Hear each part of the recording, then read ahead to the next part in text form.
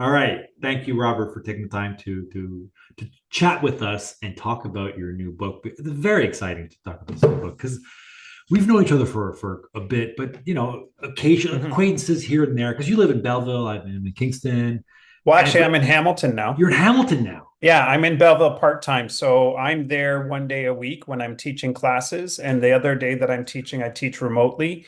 So it's allowed me to move back to my hometown of Hamilton, which is where Cool, my family's all from. So I commute back and forth to Belleville. cool. So for those who may not know you, kind of give Hmm us an idea of what you've done because you teach at the hmm college, don't you, in Belleville? Okay, Yeah. I teach advertising, marketing, communications, dash creative design. It's a big cool. mouthful. We cover a lot, and we basically cover all things advertising and design with the students. Neat. And you seem like you get them to work as well. Actually, we have structured the program so that it is basically like a functioning ad agency. We work on real clients, so they're constantly learning by doing. It's hands on. 100%. Awesome. That's very Yeah. well done. Very well done. Okay. hmm So and what about your this book? So you hmm just wrote this book, and that's how I spent my way out of debt. That's a Right. catchy title. Like Thank that's you. very smart. It's So true, and it is provocative. And that's part of what I wanted to get at. That people always stop me and say, "Well, how did you do it? How can I do it? How can I get mhm, into real estate investing?" And the bottom line is people don't understand the whole term of using other people's money.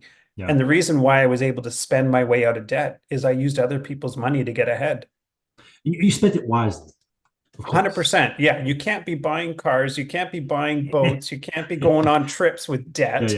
That's yeah. not a smart way to spend it. Okay. But leveraging, which the book talks about, is really how I got ahead. So first, how did you get started on the book, and why did you want to write it?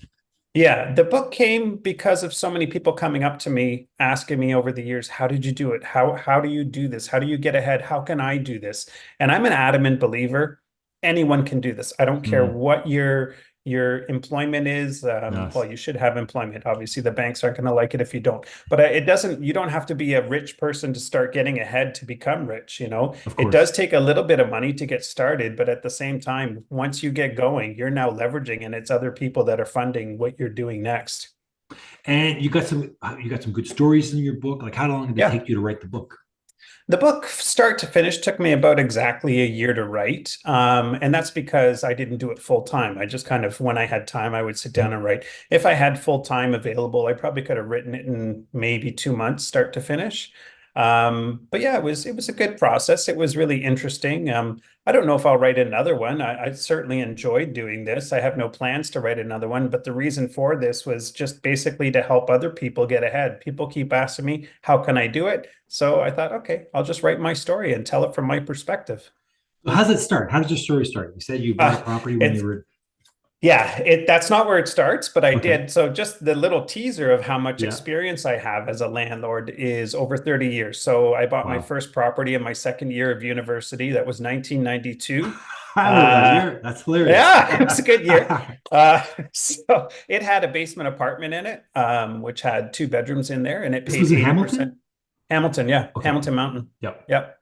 Yeah, and I rented that out to a couple college students, and that paid 80% on my mortgage, and that was my first taste of being a landlord. Cool. The book itself actually begins with me at age 8.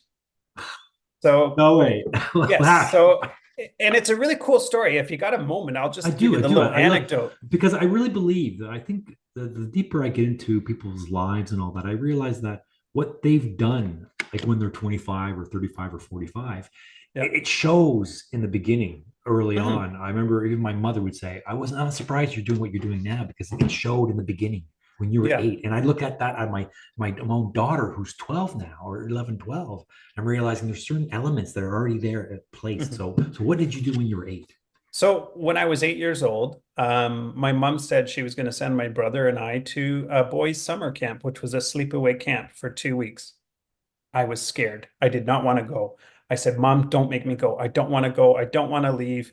It's the fear of the unknown, Of right? course. You're 8, of course. 8 years old. Yeah. Yeah. First time away Yeah, from home. yeah. So She said, well, they have this little tuck shop there. And I go, what's a tuck shop? She goes, well, it's kind of like a little variety store where you can buy yourself some treats and kind of make you feel a little bit connected to home. When you miss home, you can go in and have a treat. And I'll put $20 in your tuck account. And whenever you want, just go in there and buy yourself some candy or chocolate or chips or whatever. And that'll kind of give you a little sense of comfort. And whatever's left over, you can keep.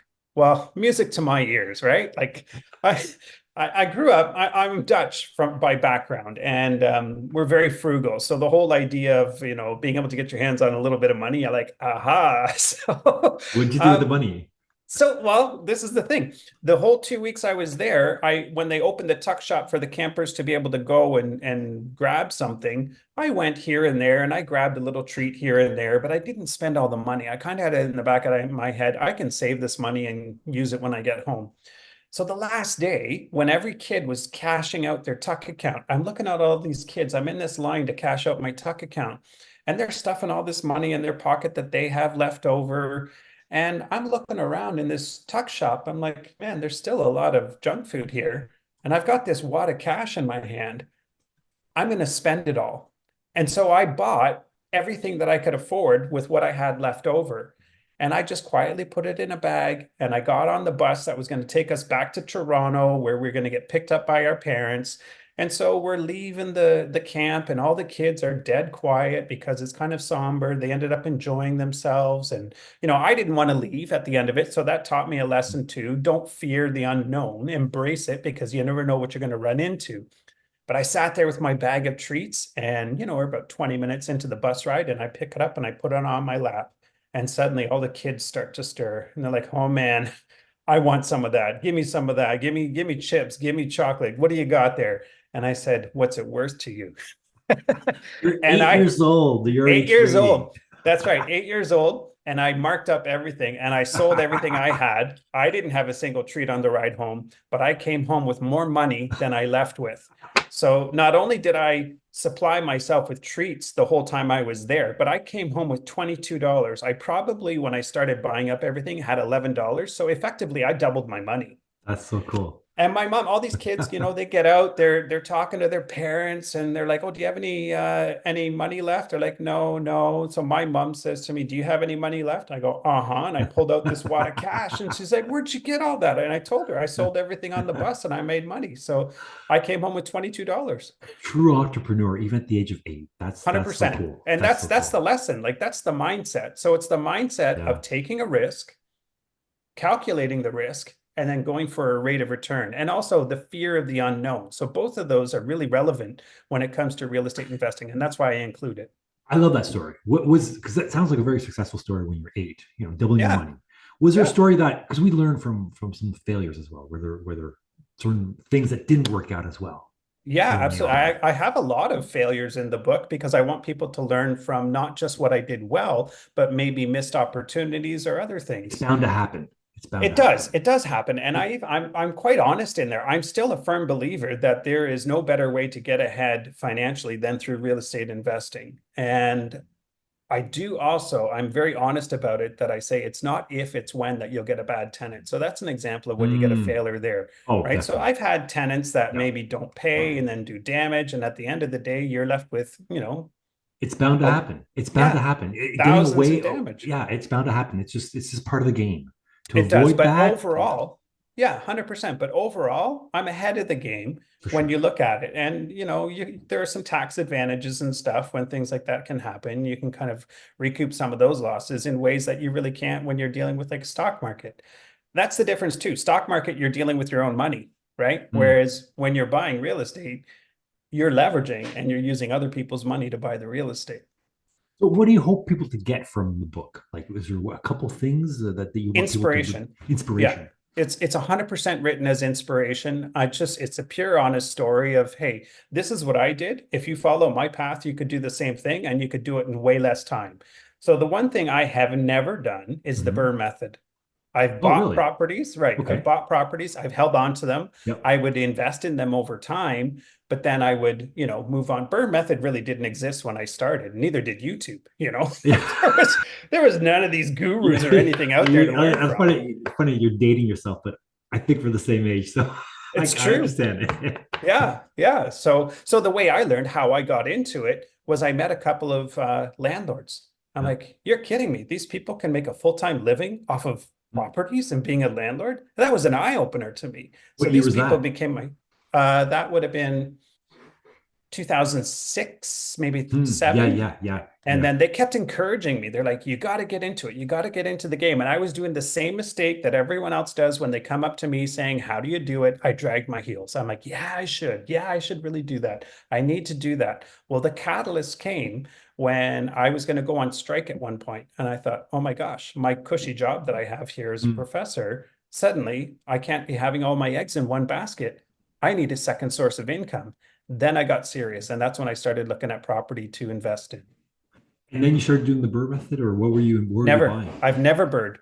Um, Well, uh, what do you mean by never doing the Burr? Like that seems a bit Not that I strange. never would. Okay. I just never have. So I would buy a Yeah. property and spruce it up a little bit, like a little bit of paint or something like Okay. that. Just, kind of some people call it lipstick on a Then pig. I would never. refinance in like 3 to 5 years. You weren't Yeah, yeah, refinancing right away. refinancing later. I wouldn't, like, a lot of people will do Burr and they'll refinance in the same year that they buy or a Yeah, year yeah, later or basically, yeah, whatever, yeah. which You is add a lot of value great. to it. Yeah. 100%, 100%. But that's not the path that I chose. Okay. And it certainly didn't even exist when I started then either. So it wasn't even something on my radar. I thought, okay, Mm. I've scrimped together what I can to buy these properties. I don't have extra money to put into them to start ripping out kitchens and put new kitchens and Yeah. flooring in. So I just did with what I could and went The ahead. Burr, it was actually the bank who they didn't use the term Burr, but it was the bank who, like I said, the place needs a lot of work, so we did a lot of work to it, and then the bank. I was at the max with credit cards and all the line of credits, and then I Mhm. refinanced. And the bank was expecting me to refinance 6 to 8 months afterwards, so they kind of introduced me. They were pushing me for that.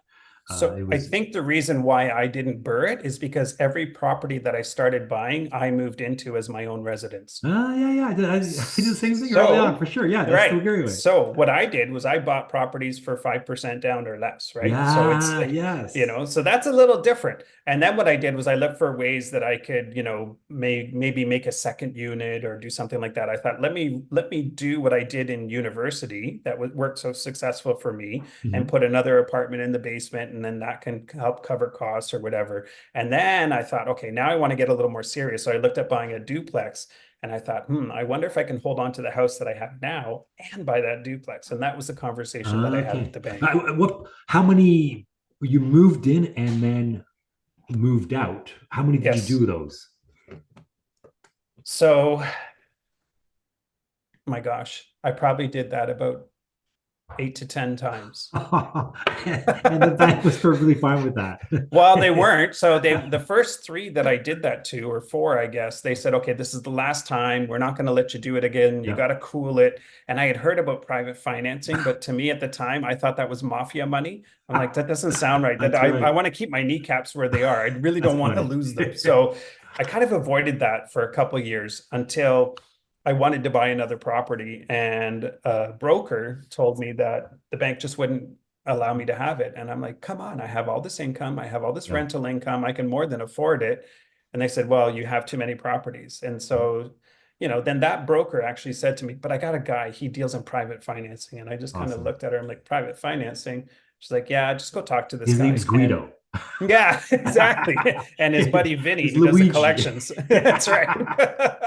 So he hooked me up and he said, yeah, you know what? It's going to be a lot higher. It's going to be, I think it was almost double what bank rates were at Yeah. the time. I was paying about 7% interest. Actually, I was offered, so this is the tenacity of my Dutchness. I was offered 7.5%. And I said, would you ask them if they'll do it for seven? So I actually went back to negotiate with the private lender, and they did. They gave it to me for seven. And that's, I started buying more You got private money properties. at 7%. Well, that was Awesome. years ago. Yeah, yeah, yeah, yeah. Yeah, yeah. Now, like even now, I'm charging. So I do private financing now, and I'm charging 12% when I'm doing Cool. private financing. Yeah, Cool. So for those who go, okay, that sounds like a great story, but yeah, come on, that was like 20 years ago. It doesn't work anymore. Like, what do you tell yeah. people like It's that? not that long ago. So I started getting serious into investing when I did all this 2010. So Oh, yeah, yeah, 2010 is yeah, not that long ago. yeah, If you think about it, that's yeah. 14 years ago. But I saw the writing on the wall in 2021 when properties really started to skyrocket. And I thought, you know what? Maybe it's time to pivot and it's time to cash out. So I sold 8 properties at the peak of the market. In And I took 2022? that money, yeah, in Awesome. 2021. Awesome. So I took that money and I thought, you know what? This whole private lending, these guys have made a killing off of me. Maybe it's time for me to do that. And so I started private lending as well. And Do the way I start, oh, go ahead. Yeah, yeah. Did you keep some of your portfolio or just you sold all of it?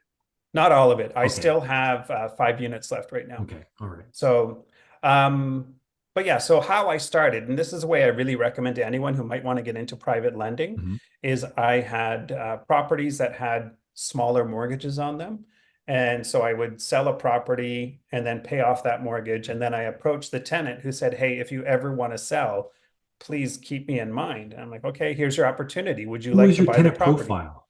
Like, who was the typical tenant profile? So Is this all in Belleville as well?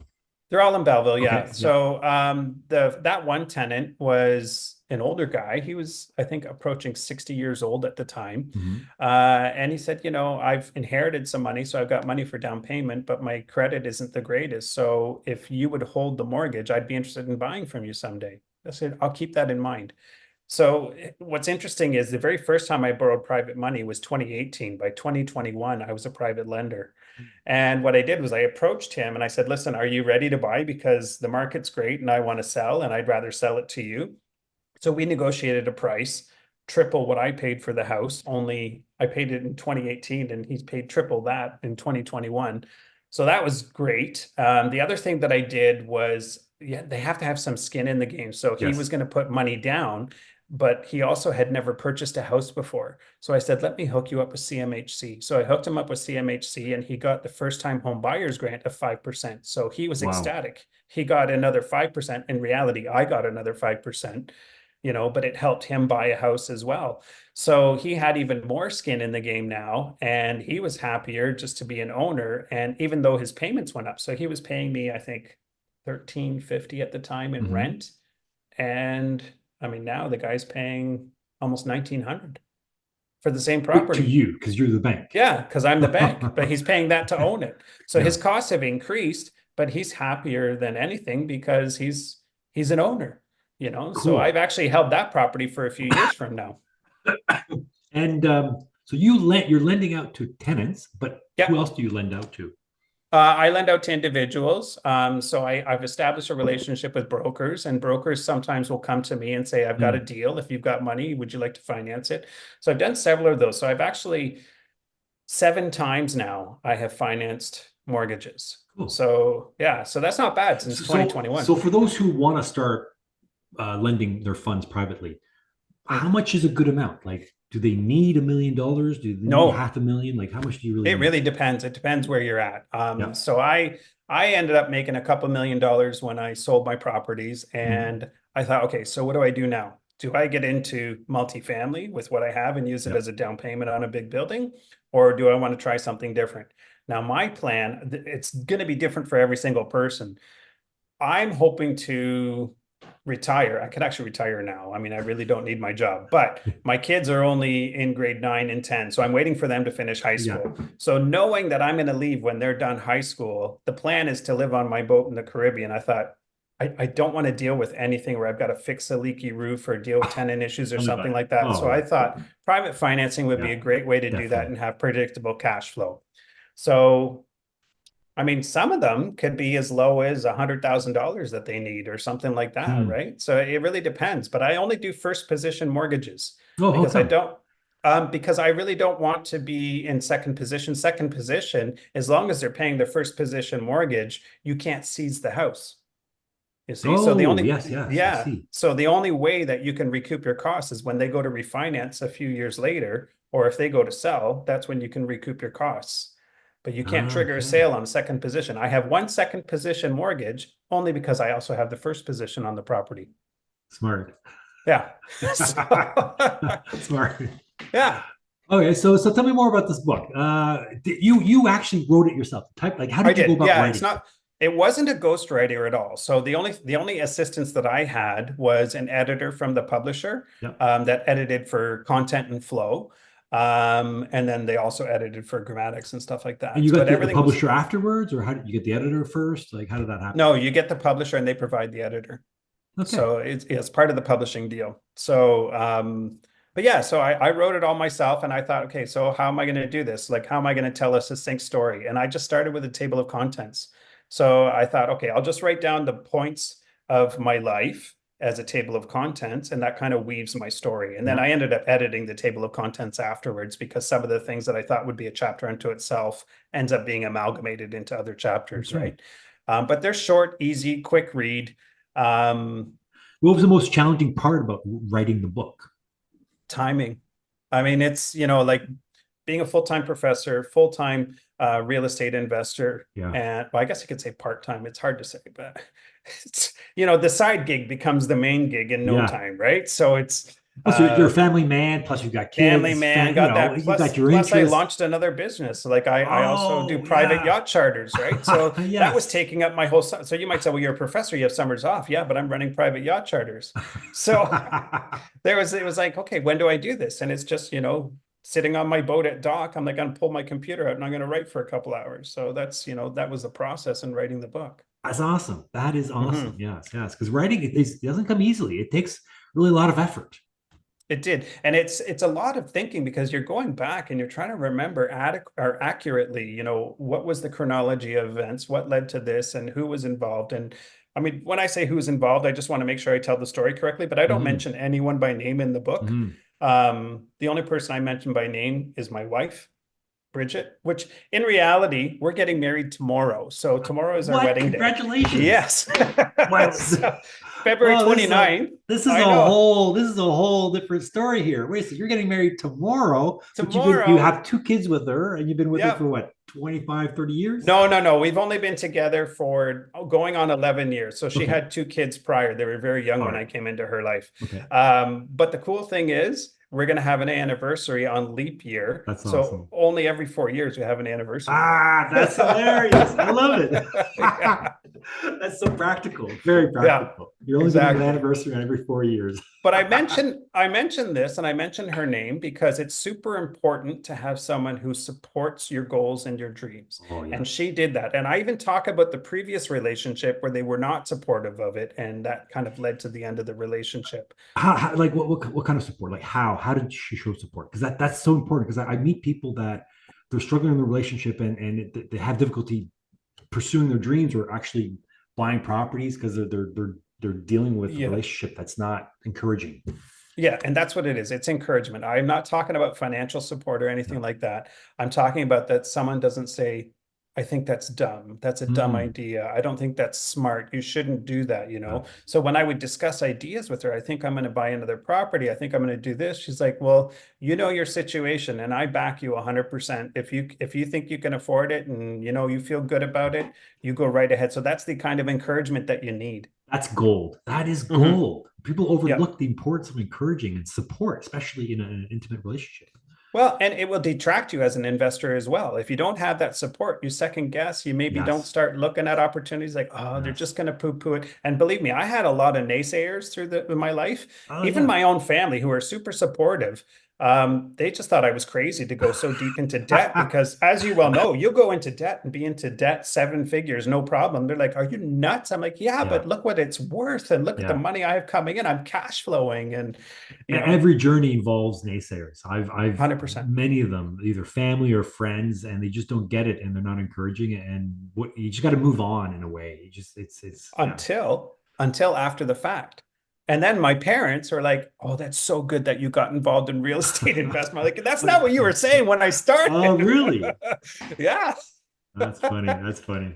Yeah, exactly. Oh yeah. So who's it guided for? Like the Yeah. book is guided towards people just Primary starting off. target. Yeah. The primary target would be probably age 25 to 35, Mhm. young investors. Okay. So people who are want to get into investing or are just starting their journey.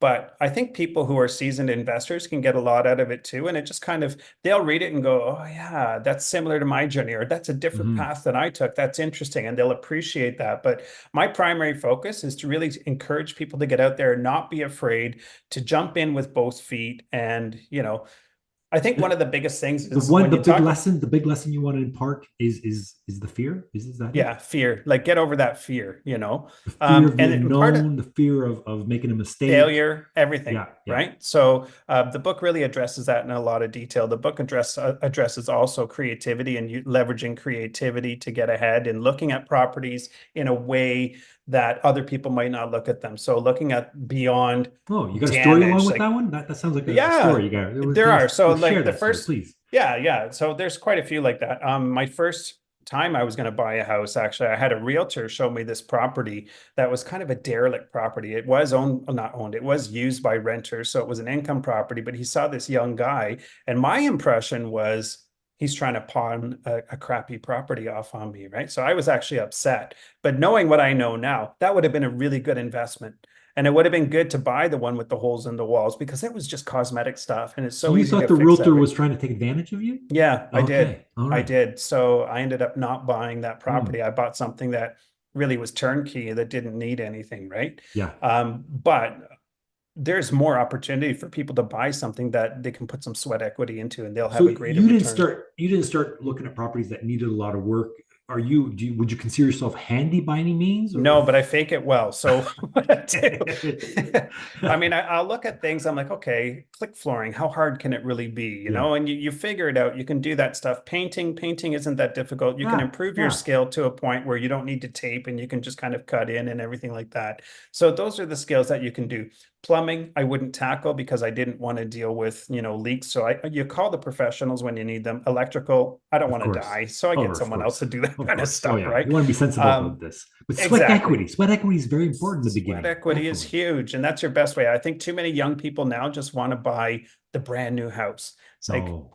What a waste. there's not Waste going to of. be, yeah, there's no rate of return on that. You're going to be Yeah. waiting years to make any kind of money off of that. True. Even overpaying. So when I bought my one property in 2010, the duplex, Hmm. I paid $230,000 Ooh, for it it. seems so. Okay. That seems so And much fun. everyone said, you overpaid, you've Yeah. overpaid for Yeah. that. I'm like, whatever. But Yeah. overpaying is a matter of dates and frame of reference because now, 14 years later, that property is worth 1.2 million. So 1.2. yeah, Whoa. who overpaid? That's so cool. Yeah. I had the You exact know? same experience. The first property I bought, I know I overpaid because it was on the market for many weeks. Mm, And when I purchased it, I didn't know what I was doing. The realtor was kind of making a deal with the other realtor. It was similar brokerage, and they were thrilled that I was buying it. And it was the first property that I bought, and it worked out really well. But yeah, I slightly overpaid. Now it's four times the price of it. It's like no one talks about it anymore. It just doesn't right. matter. I overpaid it. And So to be fair, that property has increased so much in value because it's a side-by-side duplex. And I went through the mm, process of legally severing it. So it's not actually 100% complete with the severing, but when I finish the severing, I can now take those properties, which are both R4, and put 3 units in each one. So I can turn 2 properties into 6. wow, that's pretty Yeah, cool. it is cool. So you've got this book launch coming up. Hmm. It's March 13th, is it? Hmm. March 13th at Loyalist College in Mhm. Alumni Hall.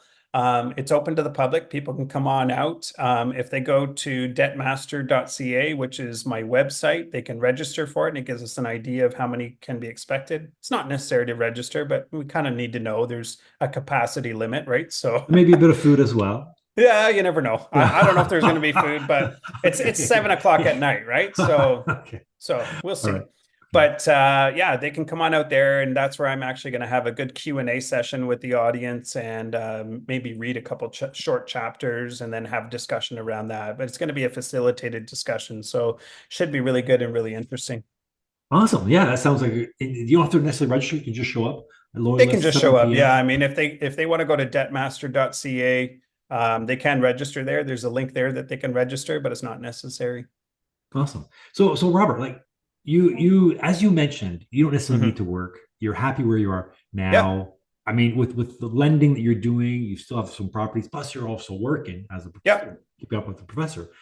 what's up next? Like, what are you going to be like in the Yeah. 10 years or so? What's your So the plan? plan is to retire in 3 years. It really depends where my wife is at with her career. If she says I want to work another year or two, then Okay. maybe I'll hold out for another And year or what does two. But retirement right, look for you? Like, what does it look for? Like, retirement seems like it's a wide range. I don't imagine you're going to yeah. be staying in the living room just watching soap operas the whole day. So no, I certainly not. Yeah. But what I did mention that I have a private yacht charter business. Yeah. The whole goal behind that was to take that boat and live on it in the Caribbean. Cool. So, and I don't even know if it'll be that boat. We might buy a different one and live in the Caribbean with that. But we want to do the Great Loop, which is traveling around a good chunk of Canada and the United States through the Intercoastal Waterway. It takes a year to do the Great Loop. So Um, leaving from what, Nova Scotia, St. John's, are no, you no, no. going You as you a actually, believe it or not, Kingston and Belleville is part of the Great Loop, and it can really? go up either the Rideau Canal or you can go up even the Trent Severn Canal. You end up into the Great Lakes. You're going to end up into the Mississippi River and then work your way down, Cool. and then you end up into Florida. You come around Florida and go back up again through the Hudson River, back up and around, and you cut across. You're going to come out by Rochester, so right across from Kingston, and then make your way through again. So that's the Great That's Loop. one loop. Yeah, one So whole loop from takes a year. Florida, from like Mississippi going down, and then Mhm. Mississippi ends up in Florida or New Yeah, because Orleans. you end up when you end up there, you're gonna end up in Louisiana, and then you end up going into the Gulf, and Oh, from the Gulf you end up down going all the way around Florida, okay. back up, and then through the Intercoastal Waterway past New York City, and then back up into the Hudson Wow, River, and it's that's amazing. amazing. It takes a whole Yeah, year. it takes a whole year. Oh Yeah. man, I think you just helped me just check off something on on You my. should Google it. It's called the Great Loop. It's really, really cool. And there's I will. I about will. yeah, there's 150 people at any given year that are doing Yep. the Great Loop. You can do one way or the other. Doesn't really Yeah, matter. And well, it's they typically tell you to pick a certain pattern so that you're kind of going with the water flow and mm, avoiding hurricanes and things like that. So it's also seasonally based because obviously we can't. Well, although this is not a good example when it's 16 degrees out in end of February, it throws but everybody typically off. our water is frozen this time of Yeah. year, and you can't get through. So it's also planned around the seasons and stuff like that too. Okay. Awesome. Hmm. That I'm definitely checking those out because I don't think I'm much of a sailor. I did buy a boat and I sold it. I wasn't, Hmm. I don't know, I'm not big into it, but doing loops like that, it sounds a lot of fun. It sounds like an adventure as well. It would be an adventure. Yeah. All right. So what else can you tell us about what does retirement look for you? So well, part of I'm also a fine art artist. So I mean that's something Okay. I can fall back on and paint and just enjoy life that way. But I really want to be living on the boat in the Caribbean with my wife, and we just kind of snorkel and just she'll scuba dive and whatever else and just enjoy the heat. And I'm sick of winter. I'm sick of the cold. I want to be in the warmth, in the sun. And so we're looking at another boat that will have 3 staterooms so that we can have friends come down and visit and family, and they'll have a room to stay and stuff like that too. And to do this loop, what kind of boat do you need? Usually a sailboat, is a powerboat? What? Both. Yep. But if you use a sailboat, you have to step your mast because of bridges. So then Oh you're yeah. basically powering. But most of them are power boats that go through. They could be trawlers, they could be catamarans, although catamarans can be Oh, those are difficult beautiful because boats. they can be super wide. So you'll want to get a more narrow one if you're going to do that. Um, 35 feet isn't a bad one to go with. My boat now is 43 feet. You don't want to be any bigger than 60 feet if you're going to be doing the loop. So it kind of gives you an idea there. There are some restrictions on bridges with heights and stuff. I Mm, think you want to be under 21 feet and, a couple things you have to consider there. cool. So I mean we can talk for hours on this. You're Mm. a really good guy. You got some great stories. What anything you're reading, anything you like to impart near the end? What would you like to just let people know? I think what I would say to people to impart on them, just do it. Like, Mm, don't be afraid. yeah. You're going to learn by making mistakes, but there's a lot of people out here like myself that you can talk to. Any real estate investor, I would say hook up with a real estate investor group, just Hmm. like your group in Kingston. Yeah. Any one of us will be willing to share our stories, and you can Definitely. learn from our mistakes before you make them, or we can help mitigate losses or whatever just by Yeah. giving advice on how we've dealt with things. But don't let that hold you back. You are going to get ahead. Even in this market, there is opportunity in this market, Always, and you're going to always. go ahead. So, you know, five Yeah. years from now, you'll say, oh my gosh, I can't believe I got this property for so cheap. Now you're looking at it and saying, but 5 years ago, properties cost this. You can't look at Yeah. what prices were 5 years ago. You have to deal with now. It's true. As I progress in my journey, I find it very fulfilling to share my journey Yeah. with others, but also kind of teach them as well. That's why I got into coaching. I really feel Yeah. in a way it fills my cup by Yeah. showing people how to go about it. And that's the number one thing, is just to take action. Hmm. And yeah, I definitely agree. There's going to be failures along the way, but it's all part of the gains. It's the other side of 100%. success. The other side of Yeah. success is Yeah. failure. It's all part of it. Yeah. And just absorb it and just move on. I mean, I got to remind I, myself on certain things like that.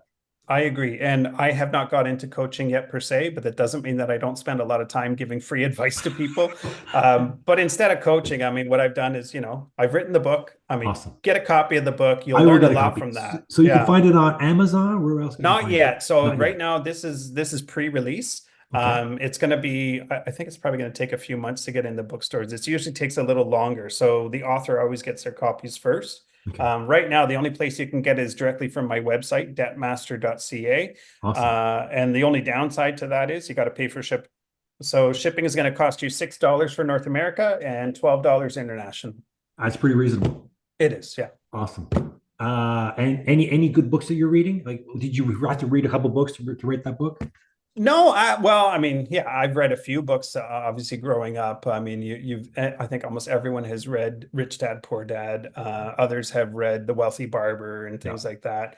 I don't tend to have a lot of time to do a lot of reading myself because I have a hand in so many different pots. So it's nice to be able to sit back and take time to read. But now I think my time's going to get filled doing guest speaking gigs and podcasts and Sounds things like good. this, Sounds right? good. So. Sounds good. Okay. Mhm. Where can people find you, Robert? Debtmaster.ca. Perfect. Thank you. Thank you very much for taking the time. I think it's great to talk with you, and you got some really good stories. And I wish you all the best in your venture. Thank you, And Renee. I'd love to hear when you're on that boat. Reach out. Yeah, I Then we definitely can do a will. I podcast. definitely will. Yeah, and for sure, because I'm definitely going to get the Starlink system on there, so we could definitely do a podcast That'd from be the so boat. cool. That'd be so cool. All Yeah, right. Okay. look up Talk the to you. Great Loop, though. I will. Thank you. Yeah, thanks, Renee. Bye bye. Appreciate it. Cheers.